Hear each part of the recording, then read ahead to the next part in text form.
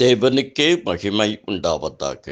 வேதத்தில் கிறிஸ்தவர்களை குறித்து புதிய ஏற்பாட்டில் 3 காரியம் சொல்லப்பட்டிருக்கிறது. இயேசு கிறிஸ்துவினால். 1, நீங்கள் பூமிக்கு உப்பாய் இருக்கிறீர்கள். உப்பானது கரைந்தால்தான் சுவை கொடுக்கும். நீங்களும் நானும் அப்படி இருக்க வேண்டும் என்று தேவன் விரும்புகிறார்.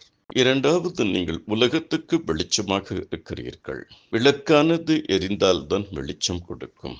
யோவான் ஸ்நானகனை குறித்து, அவன் எரிந்து பிரகாசிக்கிற விளக்காய் இருந்தான். எழும்பி பிரகாசி உன் ஒளி வந்தது. 3வது, கோதுமை மணியானது நிலத்திலே விழுந்து சாகாவிட்டால் தனித்தே இருக்கும், செத்ததாக்கில் மிகுந்த பலனை கொடுக்கும். அதே போல் நீங்களும் நானும் சாகாவிட்டால் நிச்சயம் பலன் கொடுக்க மாட்டோம். கோதுமை மணியானது நிலத்தில் விழுந்து சாகாவிட்டால் தேவன் தாமே உங்கள் ஒவ்வொருவரையும் அபரிமிதமாக ஆசீர்வதிப்பாராக. கர்த்தருடைய கிருபைகள் அனைவரோடு இருப்பதாக. ஆமென்.